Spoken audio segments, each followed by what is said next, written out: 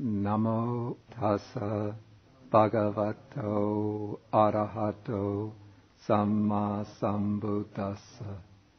Namo tassa bhagavato arahato samma sambuddhassa. Namo tassa bhagavato arahato samma sambuddhassa.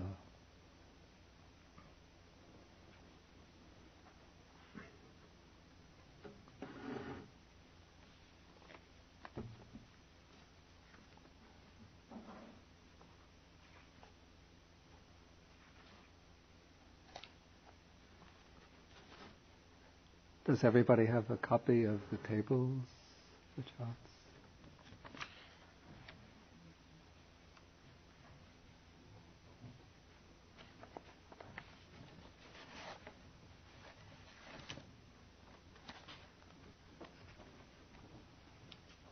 Okay, we are continuing now with the explanation of the Satipatthana Sutta, Sutta number 10 in the middle-length discourses. And we're in the section on Dhammanupassana. This I would now call contemplation of phenomena.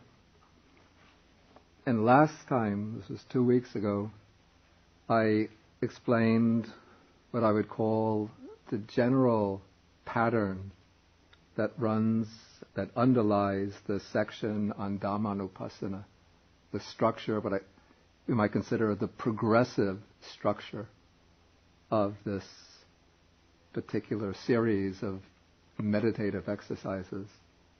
And now we can explore each of the sections in greater detail. And the first section is the section on the 5 mental hindrances, the pancha nivarana.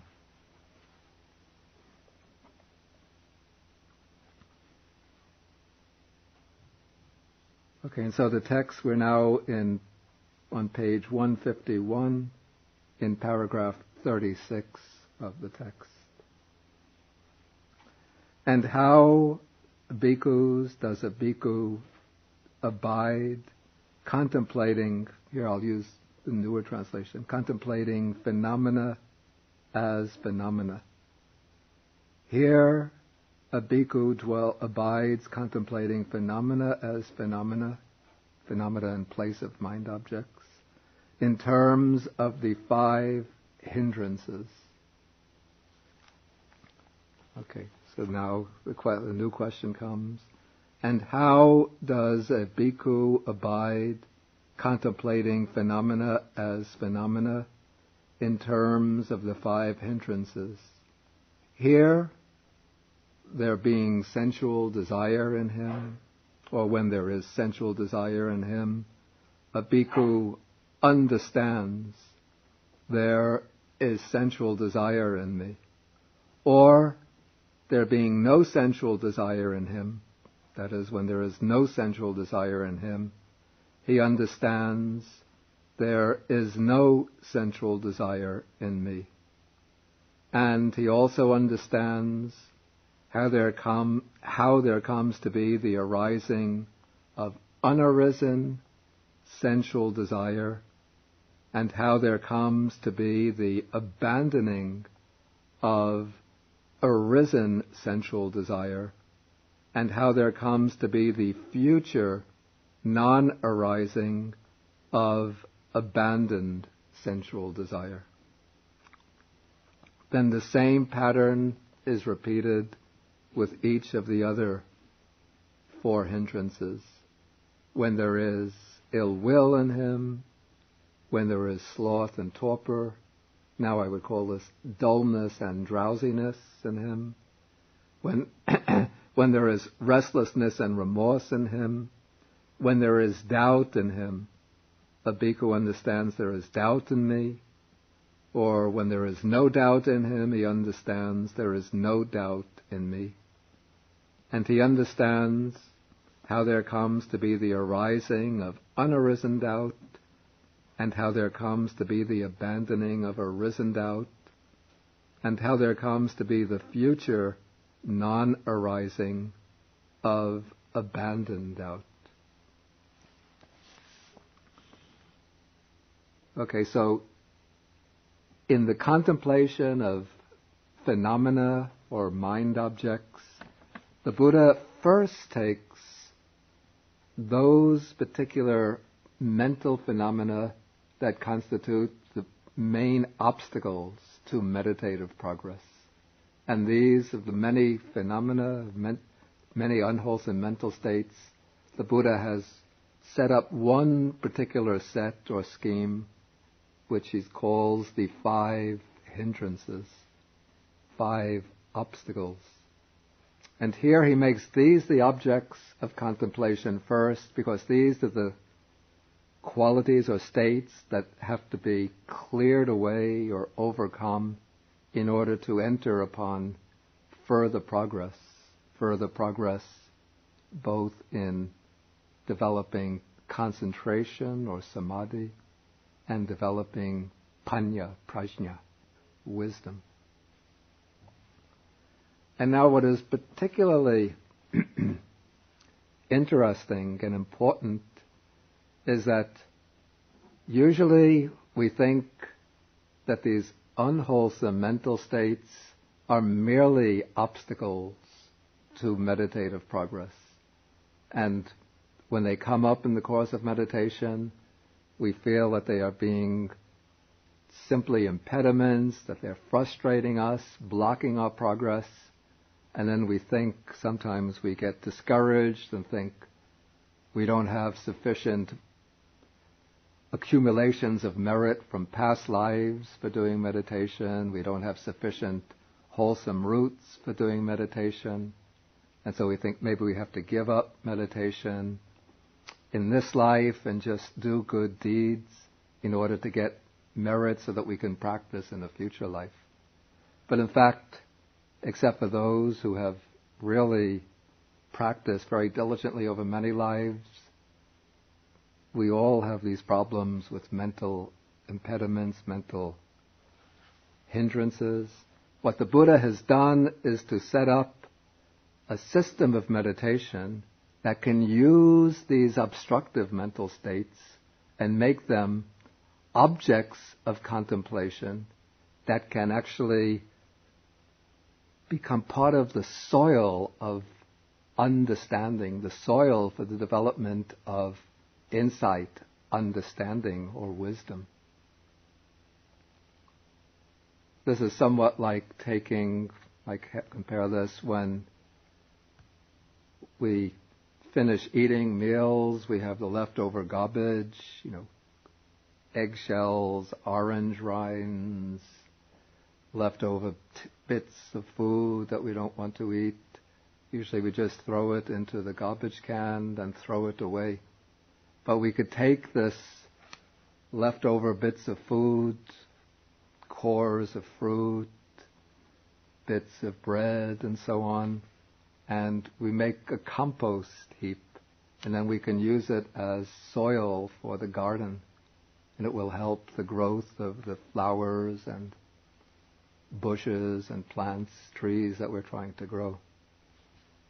And so these unwholesome qualities of mind, if they're handled skillfully, then they can become, I don't want to try to shed them in a positive light to valorize them, but they can become, in a way, helpers on the road to liberation. And instead of fighting against them, which if we try to fight against them in a way that strengthens them, and once one just tries to fight against them with a very firm, ferocious, and aggressive stance, then that gives them more strength and gives them more prominence in our minds. But the way to weaken them, to remove their power, is to turn them into objects of observation, to contemplation.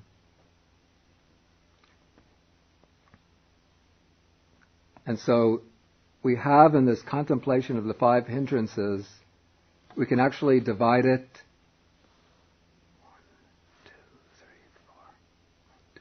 into 4 main sections. The first section is concerned simply with noting presence or absence. I'll come to the other 3 sections later. Okay, so in this first section, we're concerned simply to note the presence or absence of one of the 5 hindrances. And so, when a hindrance arises in the mind, and as the mind becomes trained in meditation, when the faculty of attention becomes more and more strongly developed, then one becomes aware of the arising of the hindrances at subtler levels. And sometimes the development of stronger concentration will actually stir up levels of the hindrances that have been lying dormant in the mind, unrecognized, unactivated for a long time. So somebody who might be normally quite placid in day-to-day life, when they start doing meditation, sometimes strong irritation, thoughts of anger, ill will start bubbling into the mind. Other people who might seem quite contented, self-possessed, suddenly strong sensual fantasies start coming up. Other people who are very active and energetic in everyday life, when they start sitting in meditation, dullness and drowsiness come in. Other people who seem very tranquil and calm in everyday life, suddenly restless thoughts come bubbling into the mind. Then also, just about everybody faces this problem with doubts start coming into the mind. Even sometimes advanced meditators who have been practicing for many years, suddenly some doubts start coming up and become major obstacles.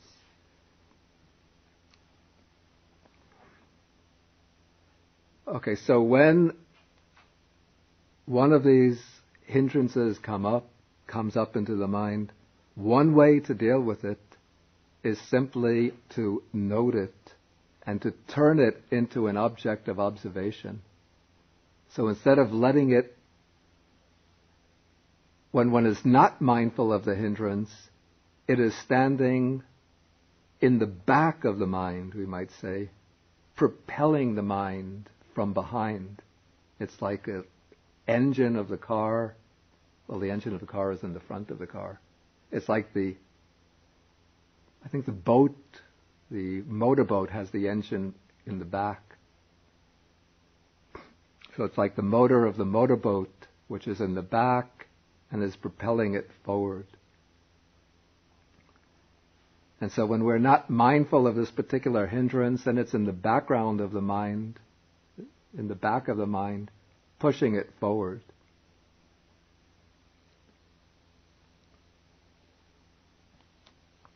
But then when we turn the hindrance into an object of observation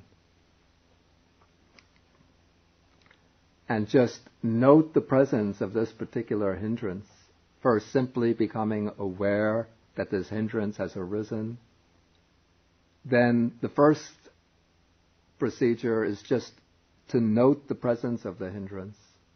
Then try to let it go and turn the mind back to the primary object of meditation.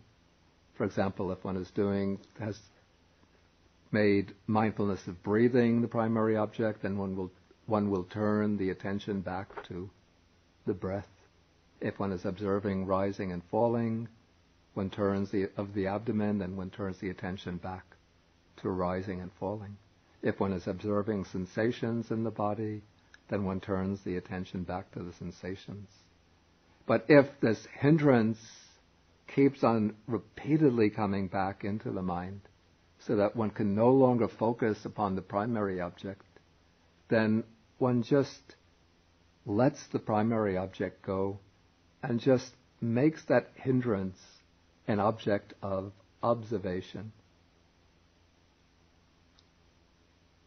And looks at the hindrance, observes it, watches the way this hindrance affects the feeling in the mind, the way it affects the other mental components, observe the impact it has on the body. And so one is turning this whole process of experience into an object of observation.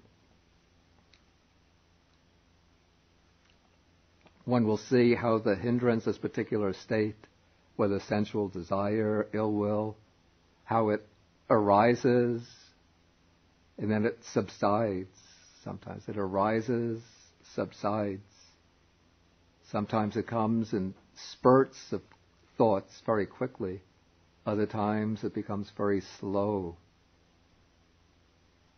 So one starts noting change, modifications in the way this hindrance runs through the mind. These are observations of the impermanent nature of that particular state. Then when the hindrance, there'll come a time when one is observing it, that the hindrance falls away suddenly, and again the mind becomes clear and bright. Then one becomes aware, one makes the note that the hindrance has vanished, has stopped. One now notes that the hindrance has stopped, is no longer present in me.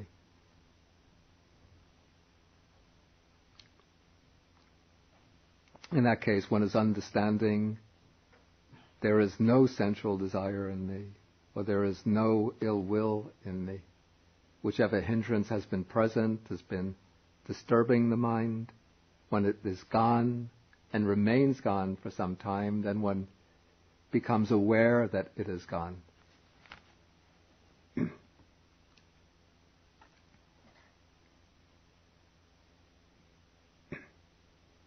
Okay, so the first stage of understanding regarding the 5 hindrances is noting simply the presence of the hindrance.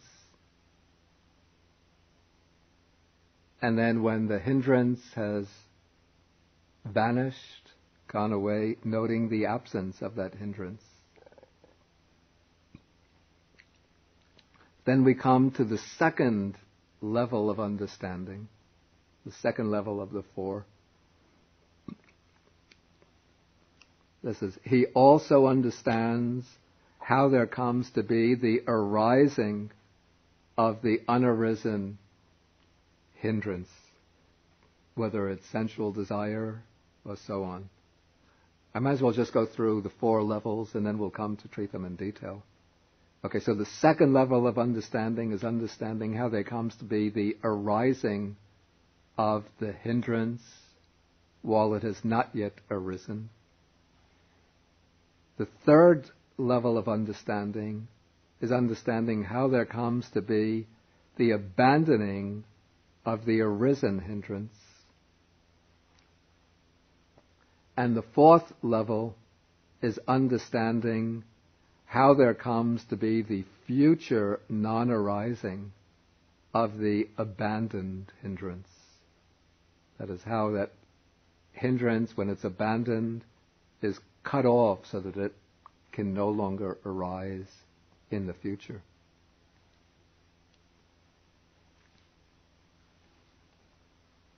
Okay, now we could turn to the chart that I made up, which gives detailed treatment to these levels of understanding based upon other suttas and also upon the commentary to the Satipatthana Sutta.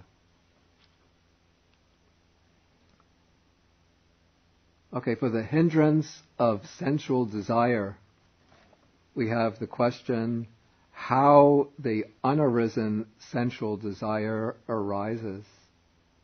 And a number of suttas say that the primary condition for the arising of an unarisen sensual desire is careless attention or unwise attention. That's ayoniso manasikara, careless attention to a sensually attractive object.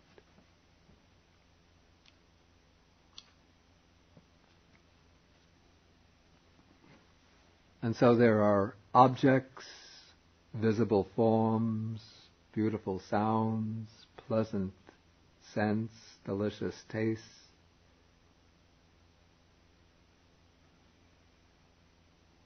soft and delightful tactile sensations.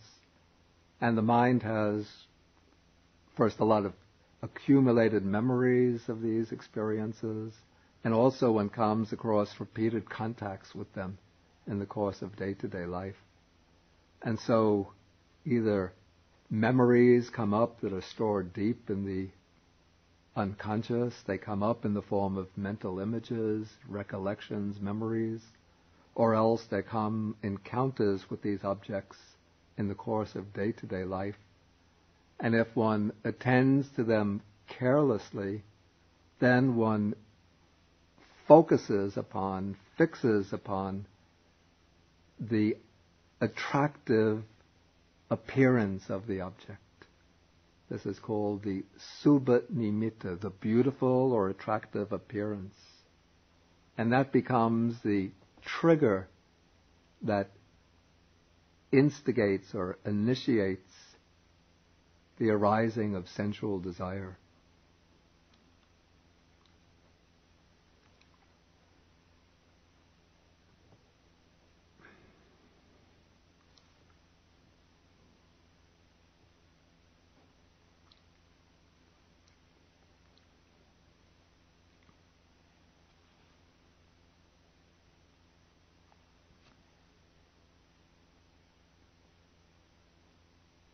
Okay, then one comes to understand, or one understands how there comes to be the abandoning of arisen sensual desire.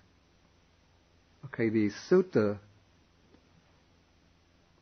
this is the main source from the Samyutta Nikaya, gives as the primary antidote for overcoming arisen sensual desire is careful attention to an unattractive object. This is also a very effective antidote if it's done as a regular meditation. It's an effective antidote that will prevent the arising of unarisen sensual desire if one does this regularly. And what is meant here by the attention to the unattractive object is primarily this meditation on the 32 parts of the body. We have this earlier in the Satipatthana Sutta in section number 10. And so when one does, and I would suggest you try it for short periods, not to do it too long a time, but try it just to go through these 32 parts up and down, and it's quite beneficial. If one goes through the parts of the body from the hairs of the head, hairs of the body, nails, teeth, skin, all the ways down to through the different solid parts of the body to the fluid parts, blood, sweat, fat, down to synovial, this fluid of the joints, tears, skin grease, spittle, snot, fluid of the joints, urine, then up again from urine to the hairs of the head. If it's too difficult to do 32 parts, if one just takes 4 parts,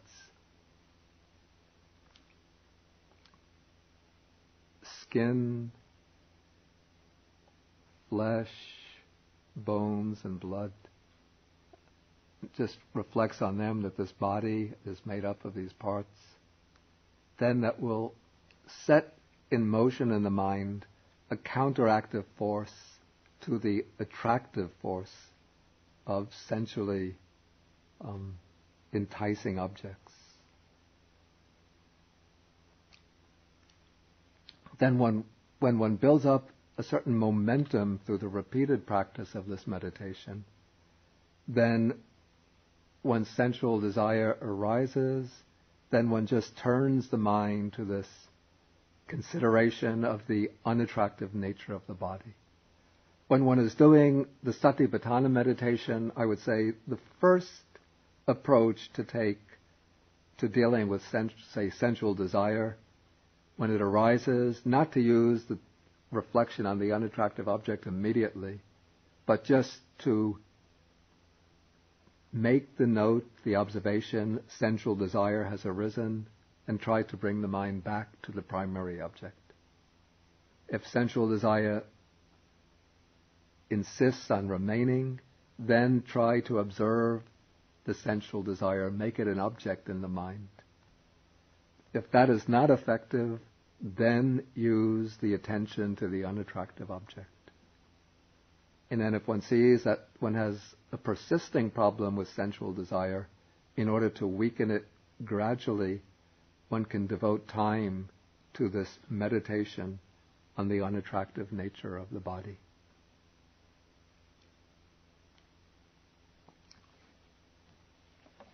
The commentaries mention some other methods that are important in order to prevent the arising of unarisen sensual desire and to help to overcome, to abandon arisen sensual desire. One is this is advice given especially for monastics. One is to guard the sense faculties, because it's when one allows the senses to roam about freely amongst their objects that they become, naturally, the senses will go out to attractive objects, and they'll pick up and fasten upon the signs, the appearances, the attractive appearances of things. And so the Buddha again and again advises to the monastics the practice of restraint of the sense faculties, indriya samvara, that one keeps the senses under control so that they don't attach to pleasant objects of seeing, hearing, smelling, tasting, touching, and that they don't become repelled by unpleasant objects. Then he also recommends moderation in food, since when one just carelessly overeats, then the overeating will give a kind of sluggishness to the mind, and then the mind will become lax, it will lose the sense of diligence, heedfulness, and it will become more prone to wander among sensually thoughts of sensual desire. And then a constant factor in helping to overcome all of the hindrances is to cultivate good friends, that is, noble spiritual friends, and engage in suitable conversation, that is, conversation that is helpful to overcoming each of the hindrances.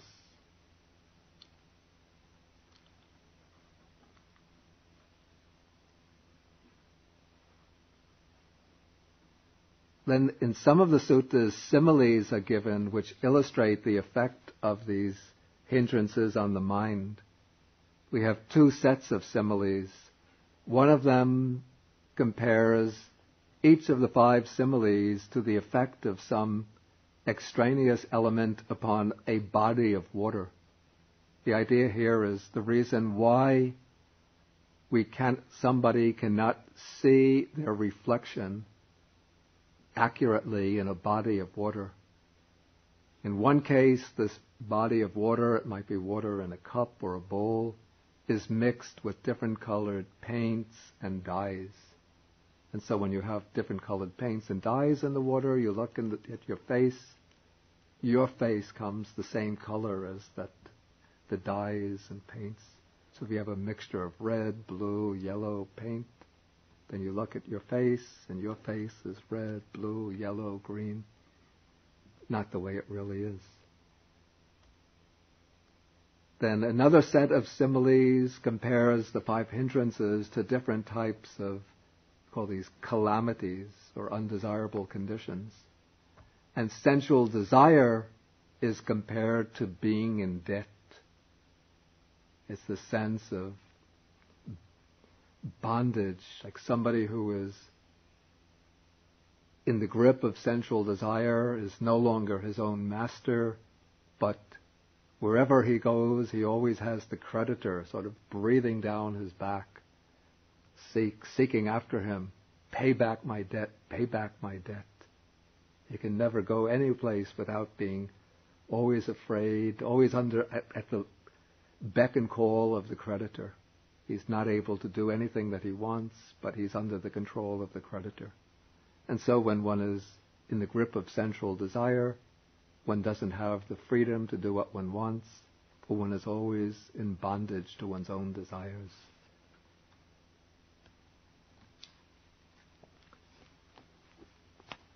Okay, and then the fourth level of understanding is how there comes to be the future non-arising of the sensual desire that has been temporarily abandoned. And the commentary explains that this means at what stage is sensual desire completely eradicated so that it can never arise again in the future. And the commentary to the Satipatthana says that this occurs through the path of arahantship. Now this seems to maybe to raise the question, if some people know the Dhamma quite well, they will think sensual desire, it's said that sensual desire is abandoned completely at the stage of non-returner. So why does the commentary say that it's eliminated at the stage of arhatship? Well, this is what the commentary says, that we should understand sensual desire here as having a wider application, a wider meaning simply than the desire through the five senses. But sensual desire here can mean any kind of craving. And so all craving is eliminated only at the stage of arhatship. And therefore, it's at the stage of arhatship that the hindrance of sensual desire is completely eradicated. That's the commentarial way of explanation. But if we stay very strictly to the sutta way of explanation, then we would say that sensual desire through the five senses, is eliminated really at the stage of non-returner.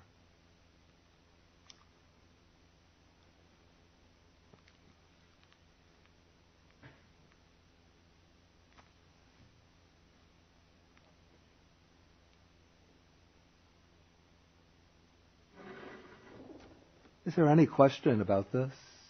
Yeah, I have a question. Yeah. Because you have explained how the sensual desire has wider and narrower meaning. Yeah. And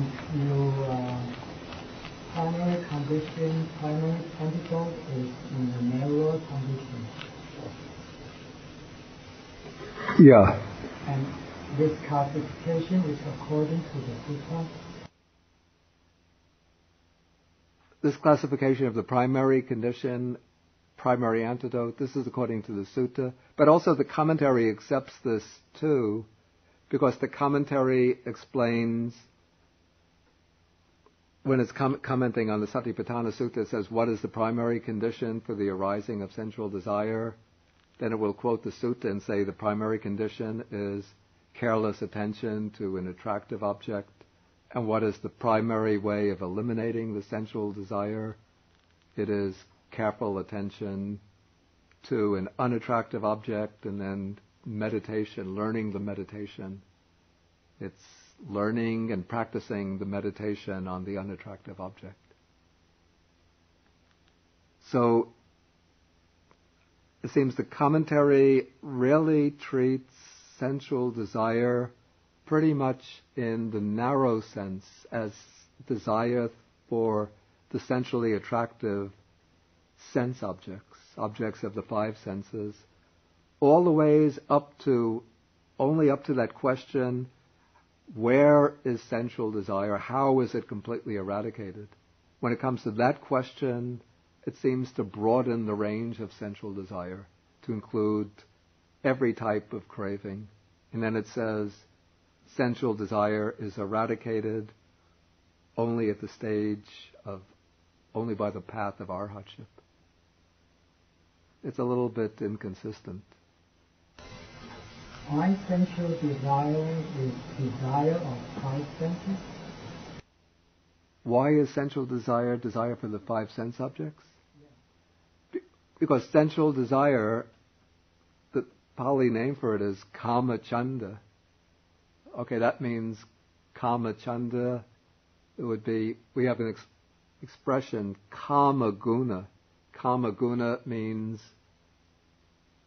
the objects, the sensual objects, sense objects. And so the desire for kama guna, for the sense objects, is kama chanda, sensual desire. It doesn't actually mean object. It's one of those words with many meanings. It has a sense of quality, you could say of quality, sensual qualities, you might say.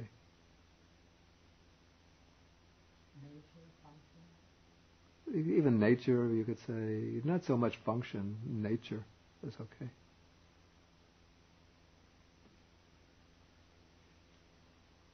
Any further questions?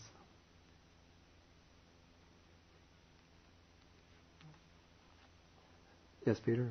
So, the first step, noting presence and absence. So we note the absence in relation to the fact that it had arisen and now it's gone. We wouldn't just note the absence. This is my understanding. Okay, the question. Okay, I'm going to repeat the question so that it comes into the recorders. The question is, do you note the absence only in relation to the presence, only as the opposite of the presence? I would say so. It's not that one sits down, say, and just that day one hasn't had any doubts, and for a long time one has had doubts, so that one thinks, okay, there's no doubt in me now. Or one has not been restless today, one hasn't been restless for the last few days. One doesn't have any need to make a particular point of noting there's no restlessness and worry in me now. But it's only when that hindrance has been previously present and been creating disturbance in the mind, now it's gone, then one notes its absence. Then its absence stands forth. You might say the absence becomes a presence in a sense, the presence of the non-existence of the hindrance.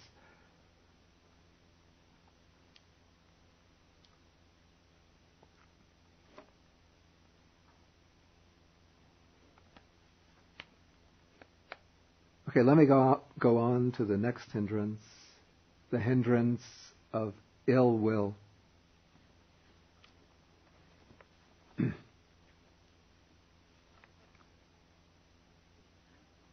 Okay, according to this sutta in the Samyutta Nikaya, the primary condition for the arising of ill will is careless attention to a repugnant object.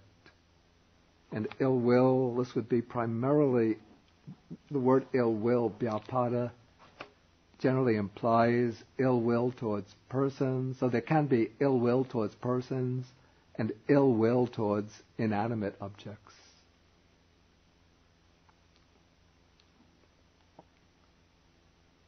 But particularly ill will tends to arise towards persons. And so when people sometimes act rudely towards us, speak in ways that are unpleasant to us, do things that are disagreeable to us, then the mind fastens upon these repugnant aspects of their behavior, their manners, their speech, and by dwelling upon these features, there arises ill will, displeasure, aversion.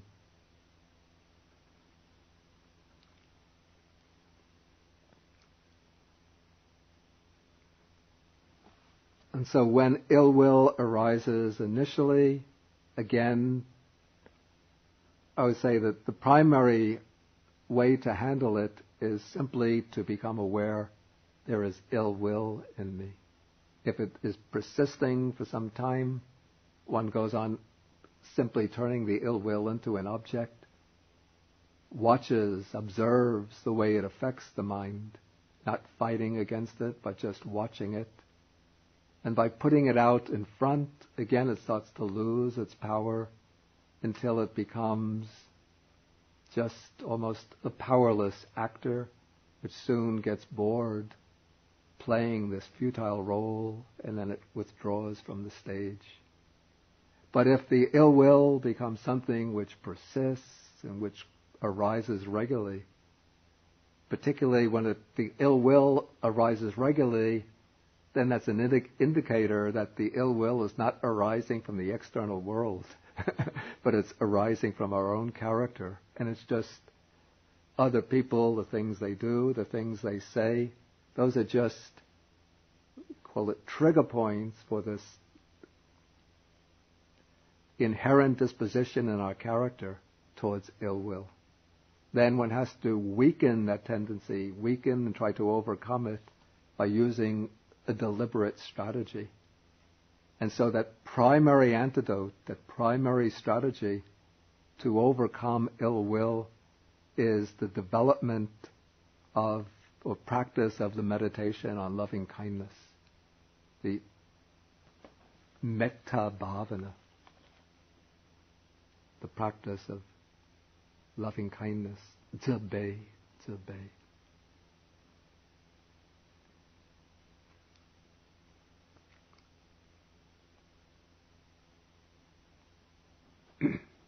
And so one, usually if there's a particular person who is causing one ill will, one doesn't begin with that person, but one begins in the systematic way with oneself, developing goodwill towards oneself, wishing one might be well, happy, free from harm and suffering. Then one takes friendly people who are well disposed towards oneself, respected teachers, parents, friends, develops loving kindness towards them. Then neutral or indifferent people, develops loving kindness to them. Then after the mind develops strength of loving kindness towards oneself, towards friendly people, towards neutral people, then one can extend it towards the hostile people. And if one sees that this aversion or ill will is a repeated trait in one's character, then one should use a little bit of the loving kindness meditation every day as an antidote to that. It's a way of training the mind, redirecting the mind.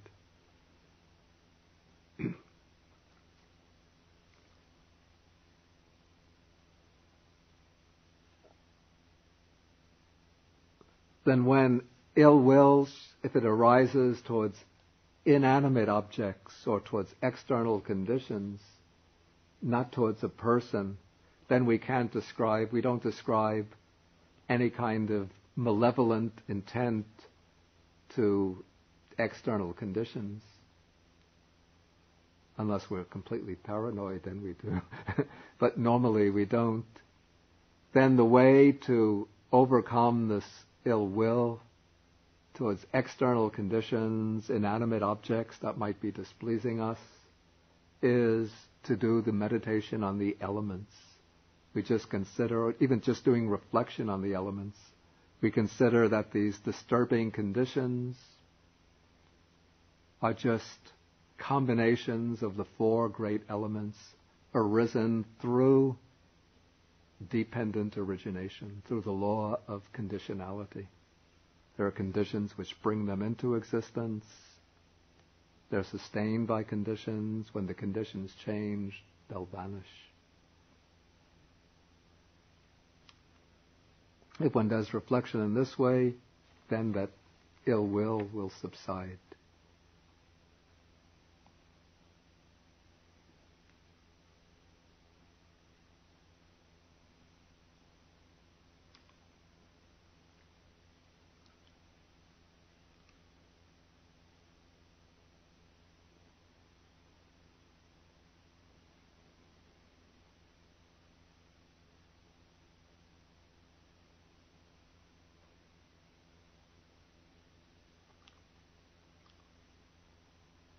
Okay, then the commentary mentions some other remedies for reducing ill will. Guarding the sense faculties.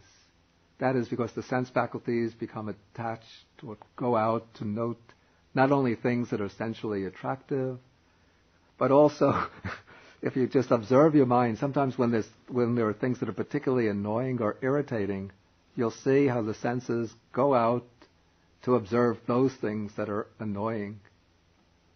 Like in my experience, years ago, I always used to have disturbance with dogs barking when I sit down to meditate. This was particularly in Sri Lanka because every village has dogs. And during the day, one doesn't notice the dogs barking or not, but it's just in the evening, one sits down to meditate. And one hardly crosses one's legs and puts the hands on the lap when one is starting to listen. Are they barking? Are they barking yet? And so when it's not even before the mind goes to the breath, it's not like doing the mindfulness of breathing, but it's the mindfulness of barking meditation.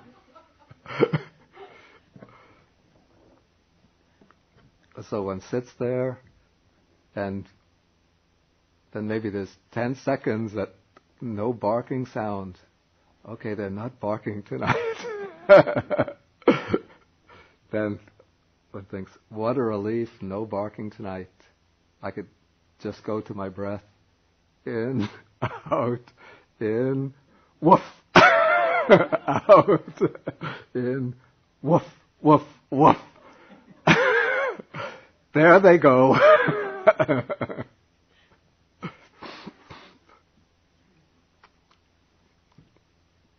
Then I start listening. What village are they coming from?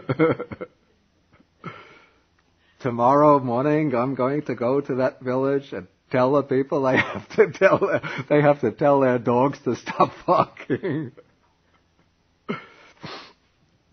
So then I would go out of my little cottage. There's a sort of clearing in front.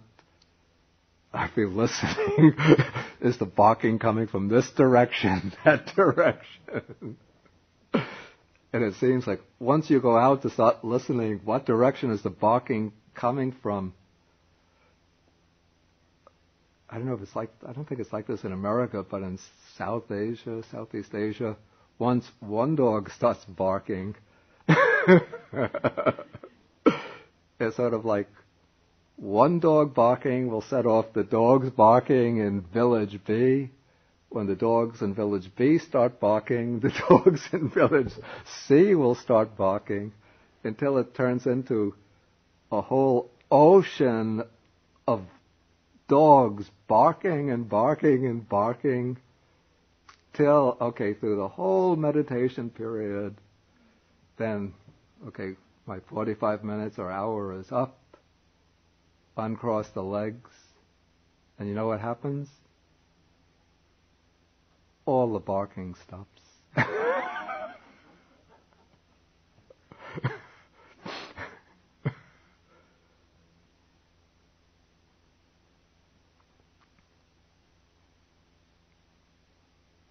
Even when I go out on the veranda, porch,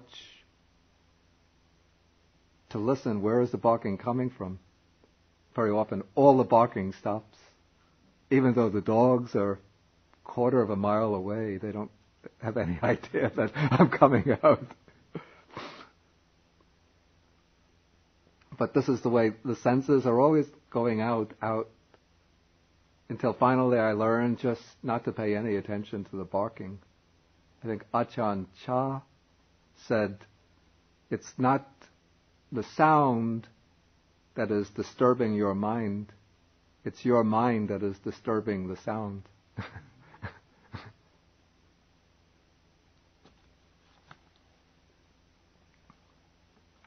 Okay, so if one guards the senses, which doesn't mean that you can eliminate the sound, but you just don't grasp the sound.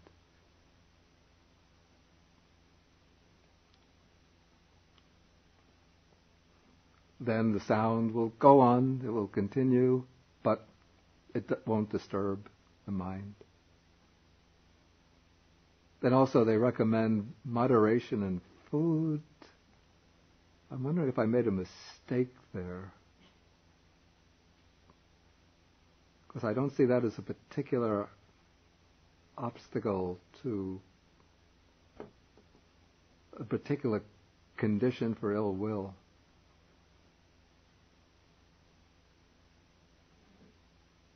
Okay, but good friends and suitable conversation, those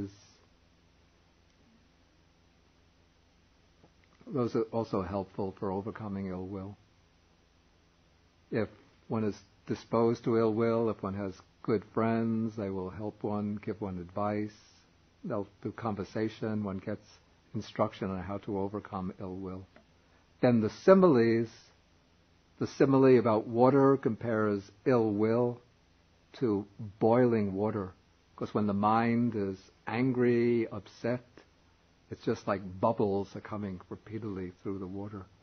And so if you try to look at your reflection in the water when it's bubbling with ill will, then you're not able to see the reflection.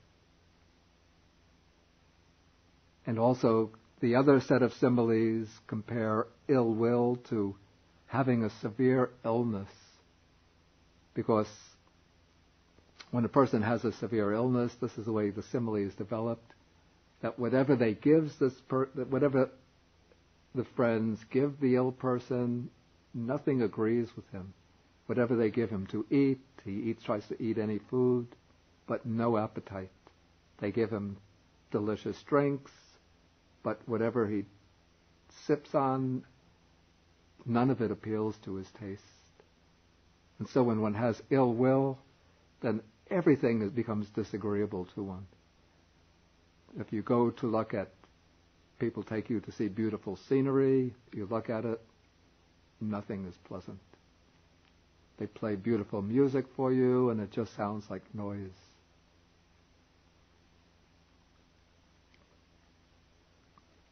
So nothing is agreeable when one has ill will in the mind.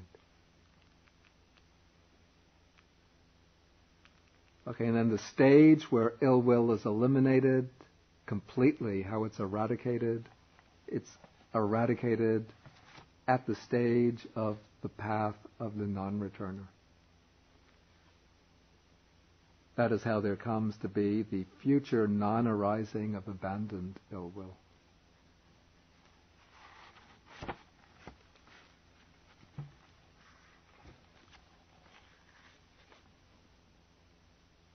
Okay, the next hindrance is actually, it's a combination of two hindrances which are a little bit different, dullness and drowsiness, but they're joined together because they both have the similar characteristic of, call it, making the mind heavy, weighing the mind down,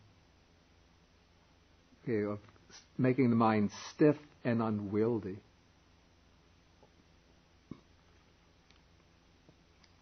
Okay, tina, what's called tina, is a dullness or rigidity of the mind.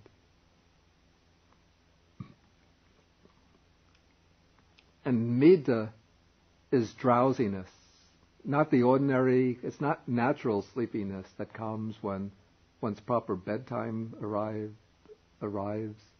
but it's a drowsiness that might come on even if one is sitting to meditate in the middle of the day, early evening, even in the morning, but just the mind suddenly, even though a few minutes ago it was bright and alert, but suddenly it just becomes dull, then it gets drowsy, sleepy, and starts dropping off, nodding off. And so the condition for this, according to the sutta, is careless attention to discontent. Sometimes when one becomes discontented, bored, dissatisfied, instead of giving rise to ill will, the mind just stiffens and blocks itself off from trying to deal in a skillful way with the cause of ill will and dissatisfaction. And then it just becomes dull and sleepy. Then sometimes just passing states of lethargy arise, and if one attends to them carelessly instead of dealing with them skillfully, then that states of lethargy will turn into dullness and drowsiness. Then naturally a kind of drowsiness arises after meals. In fact, this is recognized in the commentaries. It says sometimes after meals one should take a rest for meditators. It doesn't say one should start vigorously trying to meditate right after meals, but one should take a short rest so that until that natural drowsiness falls off by itself. But that will take place sometimes after 20 minutes, 30 minutes. But sometimes if one overeats, eats too heavily, then that torpor will persist and turn into strong drowsiness.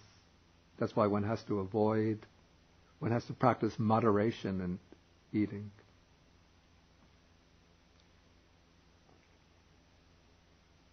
And then a kind of sluggishness of mind. When the mind becomes sluggish, then that could turn into dullness and drowsiness.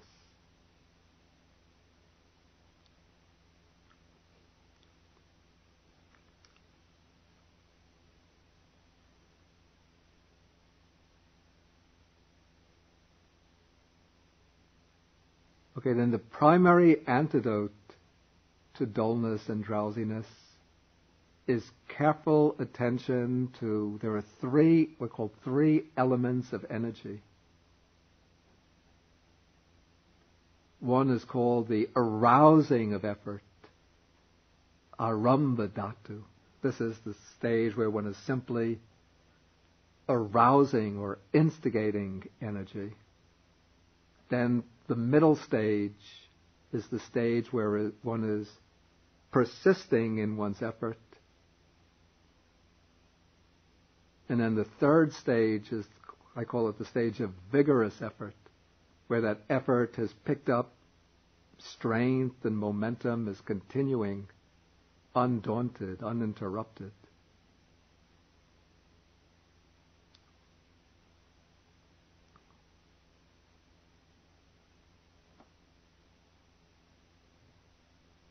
Okay, so when dullness and drowsiness tend to settle upon the mind, then one has to arouse one's energy. After arousing the energy, one has to persist, and one has to make the energy become very strong and vigorous.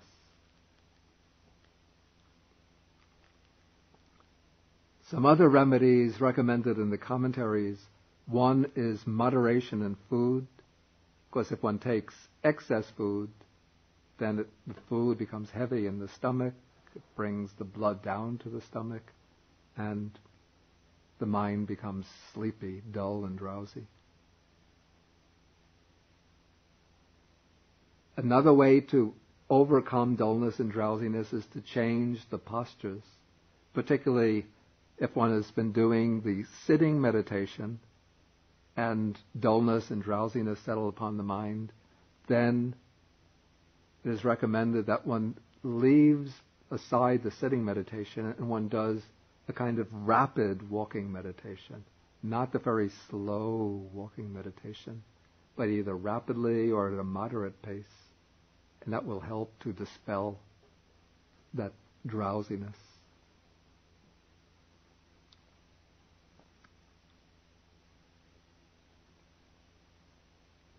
Another recommendation is to leave aside other meditation objects and use what is called the perception of light as one's meditation. The perception of light means that one takes mental impression of a light. Particularly, they recommend the sunlight, the image of the sun. Or it could be the disk of the moon, some bright light, and one tries to see it in one's mind, with one's mind's eye, so that one could see the light as clearly with one's eyes shut, or at night as one would if one were looking at the sun or the full moon with one's eyes open. Then that light of the visual image will flood into the mind. When the light floods into the mind, then it dispels that heaviness and dullness of the mind.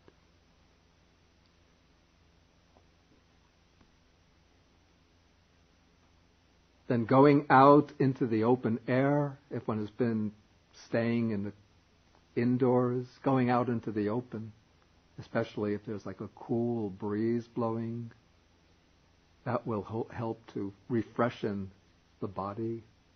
And when the body is refreshed by the open air, by the cool breeze, then the mind will also become more activated and lively. And then good friends and suitable conversation.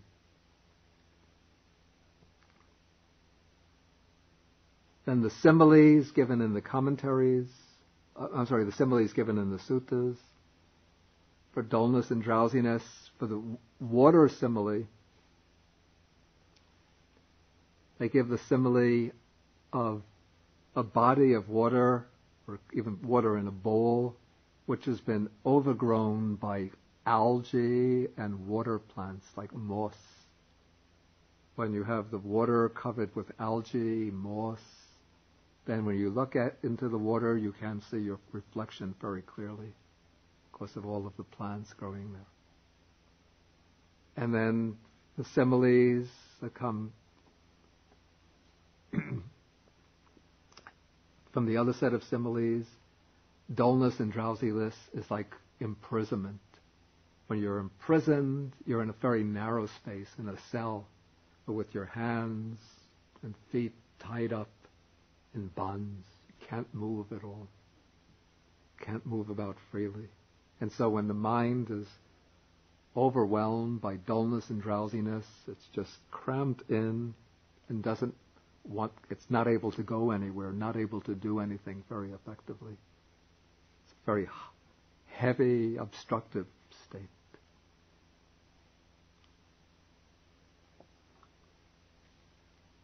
Okay, next we come to restlessness and remorse. This is another case of two hindrances, two different mental afflictions, defilements, that have been joined together into a compound because they are similar. They're actually two distinct states, but they're both similar in that they cause disturbance to the mind, uneasiness of mind.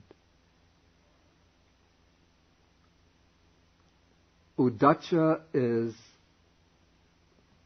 restlessness or agitation. Kukucca is the feeling after one has done something wrong of remorse or regret. Okay, the primary condition, according to the sutta, is careless attention to the unsettled mind. I have to say this is a little puzzling to me, since here the mind is already unsettled. So what is the condition that's caused the mind to become unsettled?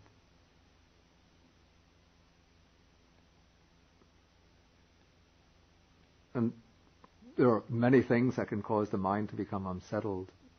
Maybe it's because the causes for the mind to become unsettled or disturbed are so many that it was impossible for the sutta to mention them.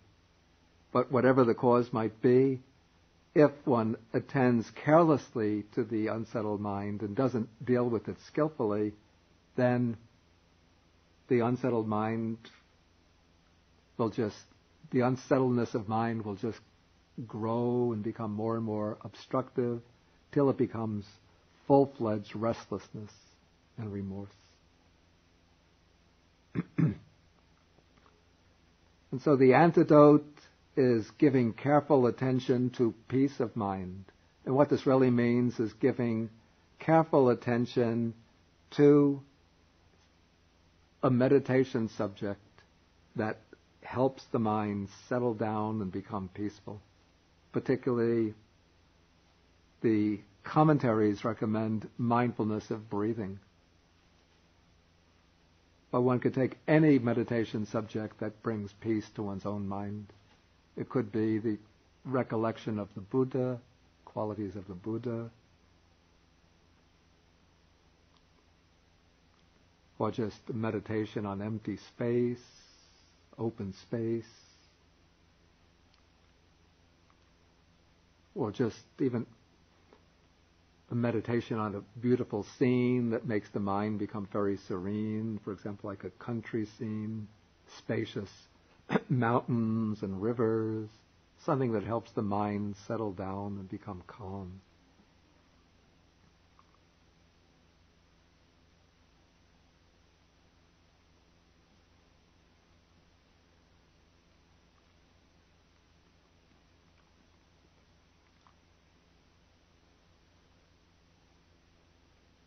Okay, then other remedies recommended by the commentaries, they recommend much learning, a lot of knowledge of the Dhamma. That is because when one learns the Dhamma well, then one knows what are the things one should do, one shouldn't do, and so one avoids remorse. That's actually more appropriate for avoiding remorse than restlessness. Asking questions also helps one to settle remorse. Skill in the vinaya, the discipline, also it's effective in overcoming remorse. Meeting elder monks helps one to overcome remorse because then one learns from them, one can ask them questions. Similarly with good friends, suitable conversation.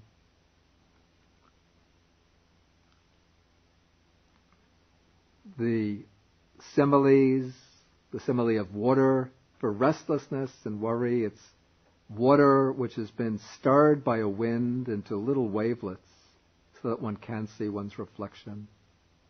And the other set of similes, restlessness and remorse, is like slavery. Then how they're eradicated, the stage of eradication. Here there's a distinction. This is according to the commentaries. Restlessness is one of the higher fetters that's eliminated only at the path of arhatship, only by the path of arhatship. Whereas remorse is something which is connected with the hindrance of ill will. It's a feeling of displeasure due to things that one has done or left undone. And so it's eliminated by the path of the non-returner.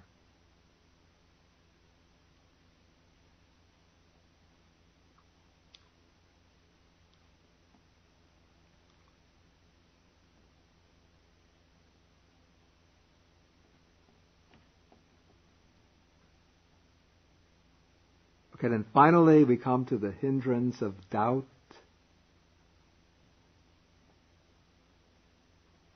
Okay, the primary condition for doubt is careless attention to things that are a basis for doubt. Like, often we have doubtful points. I have to make a distinction between two types of doubt in Buddhism. One is the type of doubt where you have a point of the Dhamma that you don't understand and you want clarification. This is a good type of doubt where you want to get your doubts cleared up, and so a question comes into the mind, you want to have it settled. So this is the kind of doubt that's encouraged. But sometimes there are doubts that come up which are just obstructive questions. It's a kind of closely related to restlessness of mind. One is wondering, is it so or is it not so? Can one really place, especially it's doubt regarding the Buddha as an enlightened one. the doubt whether the Dhamma, the teaching, is true or not, the doubt whether there's truly an Aryan Sangha, a community of enlightened people, doubt about the path, whether the path will really lead to enlightenment and liberation.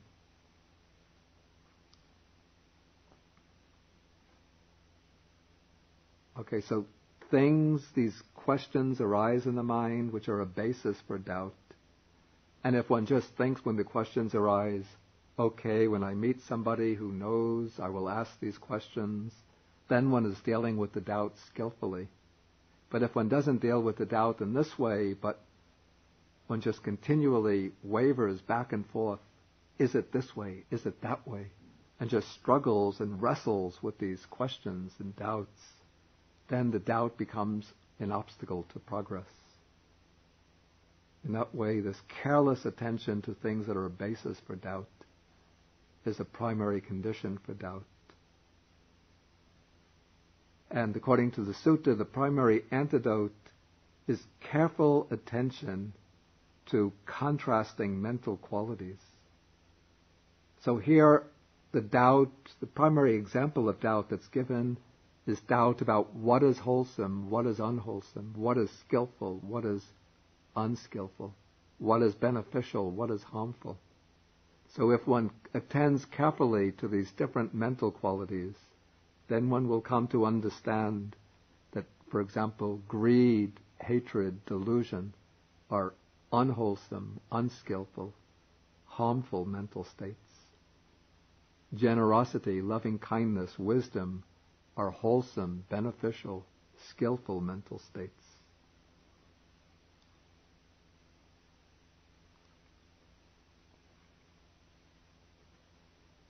Then the other contributing factors to overcome doubt, very similar to overcoming restlessness and remorse, except the one difference is in number 4, resolve or resolution, that is making a firm decision not to be distracted by these doubts, not to be swept away by the doubts, but making a resolution to continue along the path despite the doubts that arise.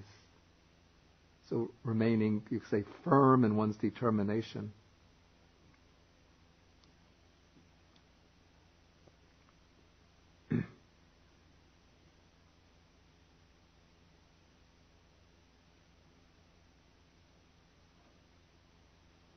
Oh, and the similes, I say I left out one simile, the simile of the water. If I remember correctly, it's the simile is that of water which has become cloudy. Cloudy water. Yeah, cloudy.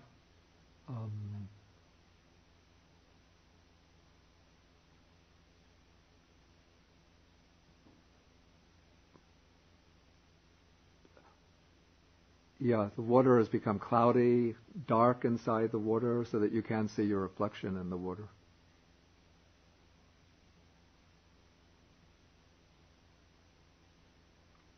And then the other simile is traveling across a desert, because when one is in doubt, it's like being in a barren desert. But a better simile, also that occurs in the sutta, is like being at a crossroads, or rather it's a two-forked road, a forked road, not knowing which path to take, and nobody is around to ask. No road signs. So you don't know whether to take the left fork, the left branch, or the right branch of the road. Then how is doubt eradicated so that it doesn't arise anymore in the future? It's eradicated by the path of stream entry. When one attains stream entry, then doubt about the Buddha, Dhamma, Sangha, and about the path, these are eliminated completely. There can still be questions about practice, how does one practice, how does one apply the practice to oneself, but these disturbing obstructive doubts are eliminated completely.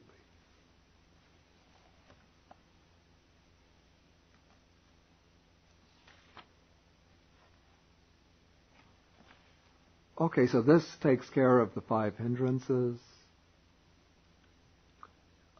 If there are any questions, then please go ahead and ask.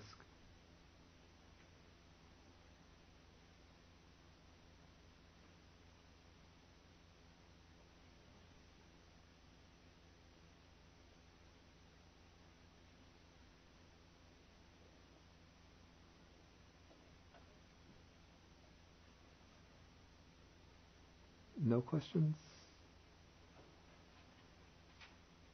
Okay, Peter. So I guess the question I asked 2 weeks ago was, how does where do the 5 hindrances stand in relation to this meditation? And I guess this shows they haven't been suppressed. As if you're in a jhanic meditation, you have to get the hindrances. Not necessarily. Yeah. Of course, it could be that meditators who are practicing the Satipatthana can have overcome the 5 hindrances. But this section is included to show how to deal with the 5 hindrances in cases when they're not suppressed, and not suppressed and not overcome. But even when they're suppressed, then one still has to understand how they arise, how they're abandoned, and how they're eliminated. Then that becomes just a purely mental exercise,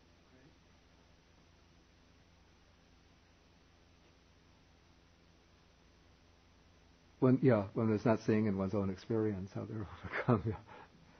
But from previous practice, one will know from experience how they've been overcome, because one has already succeeded in overcoming them.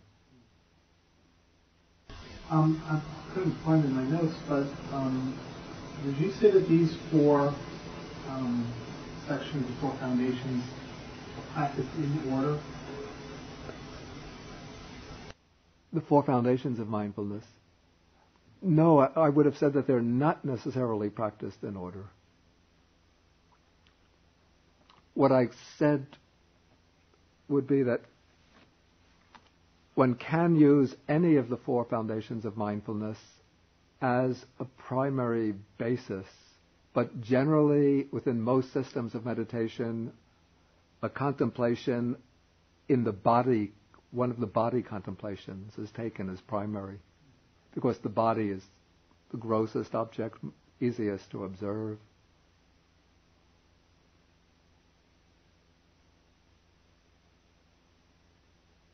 And then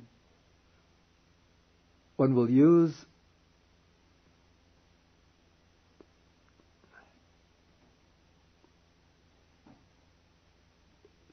one might choose one of the foundations of mindfulness as a primary object. Let's say one takes the body as a primary object. But even though one is using the body as a primary object, but that is serving as, we call it, a framework within which the other contemplations will be included. So a bodily object like mindfulness of breathing also will extend out to include contemplation of feeling, contemplation of mind, contemplation of mind objects. In fact, when we come to the Anapanasati Sutta, we'll see how that is done. And if one is doing, say, contemplation of feeling, say within the system of Goenka, observing sensations in the body, then, that system begins with mindfulness of breathing, which is a body contemplation, then moves into contemplation of bodily feelings, bodily sensations. It doesn't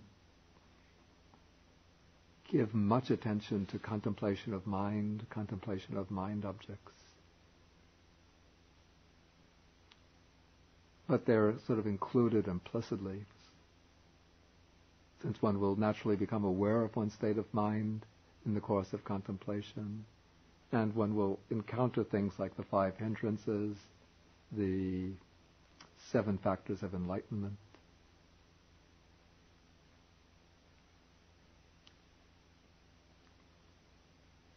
So, when you talk about access concentration,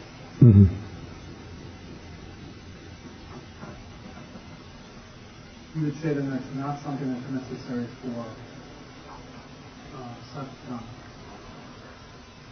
Obviously helpful. What I would say is that one can begin Satipatthana without access concentration, but through the practice of Satipatthana, it can lead to access concentration, particularly through one of the meditation subjects, which involves a certain degree of mental stabilization, like mindfulness of breathing or the contemplation of the parts of the body.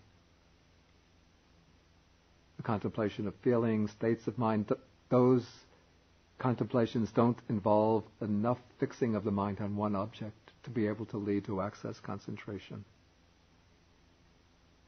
But they lead to, I would call this a kind of samadhi. I call this vipassana samadhi. It's a concentration in which the mind is stabilized, steady, unwavering, but in which the object of the mind is constantly changing. And because the mind is constantly changing, the mind is not able to remain fixed upon the single object long enough to enter into access concentration. But the mind, because it's fixed and steady in its observation of the object, it's a sufficient degree of concentration for insight knowledge to arise.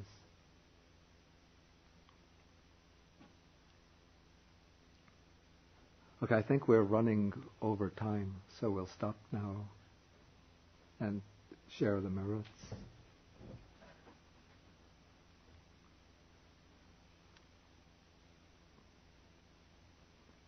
Akasata chabumata deva naga mahitika punyantang anumoditva chirang rakantu sasanang.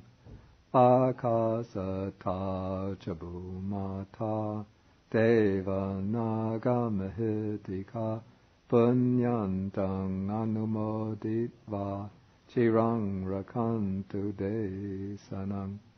Akasata chabumata deva naga mahitika punyantang anumoditva chirang rakantu mang parang. Etavata cha amhehi sampadang punya sampadang sabbe deva anumodantu sabba sampati siddhya. Etavata cha amhehi sampadang punya sampadang sabbe bhuta anumodantu sabba sampati siddhya.